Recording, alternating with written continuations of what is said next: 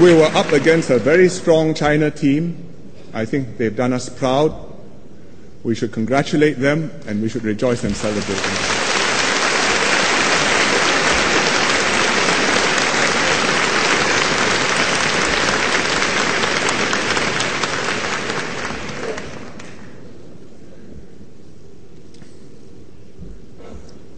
Our children will grow up in a completely different world, and we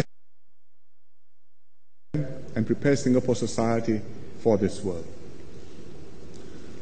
One of the biggest changes that will affect us is the internet. The new media is pervasive and fast-moving. Everyone is plugged in and connected. People are blogging, engaging one another, organizing themselves online, do politics online. We used to talk about grassroots. Now we have to think about net roots. People on the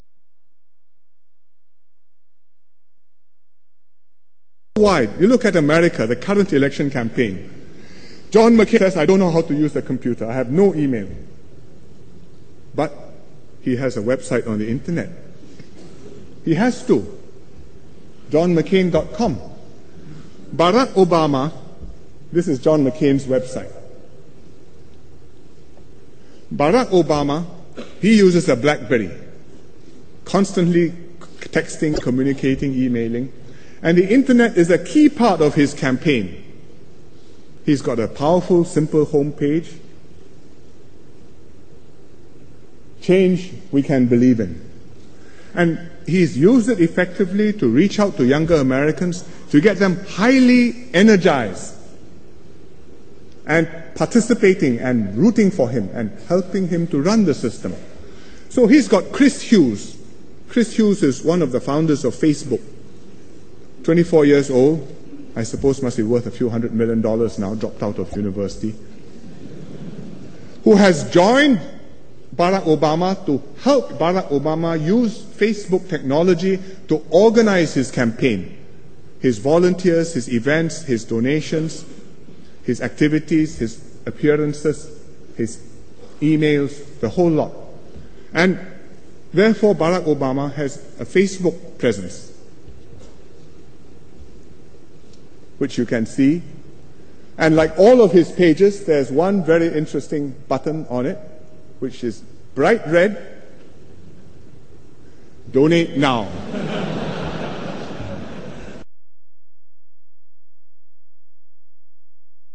And very powerful because people are taken up, and 1.5 million people have clicked that button, and each one small amounts, but altogether adding up, I think, to about $100 million, maybe more by now. Cumulatively, a huge boost to his campaign, so much so that he can say, I don't want government money, I'm going on my grassroots money. But it's still money. But Barack Obama also runs into trouble on the internet because all sorts of stories go on, like he's a Muslim, or he didn't do this, or he did that. And he can't go around fighting untruths all over the internet everywhere. So what he has done is to collect all these untruths together to make one website, which is called Fight the Smears. So John McCain attacks him for not visiting wounded troops. And then there's a rebuttal. And if you go in, whole list of all the things which are untrue and all the explanations according to Barack Obama's campaign. So he is using the internet, but he's also running into some of the difficulties of using the internet.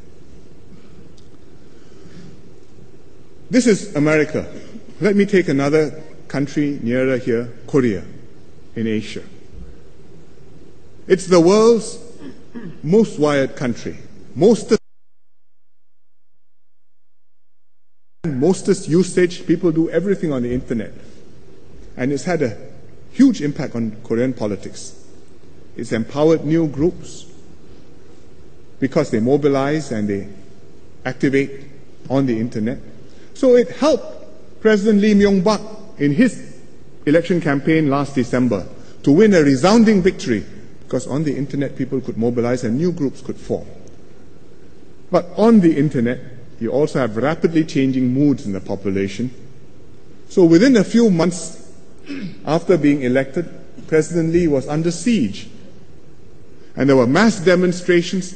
They said million-man demonstrations, maybe a slight exaggeration, but if you look at the picture, it looks huge.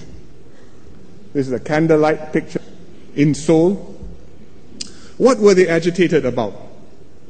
Mad cow disease. Facts? Actually, rumors. Fantastic rumors. First rumor. Of Koreans have a special gene. When they eat beef, they will get mad cow disease. So that went around. Everybody got excited.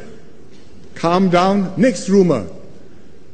Cow products are used to make Pampers. Babies wear Pampers. Babies will get mad cow disease.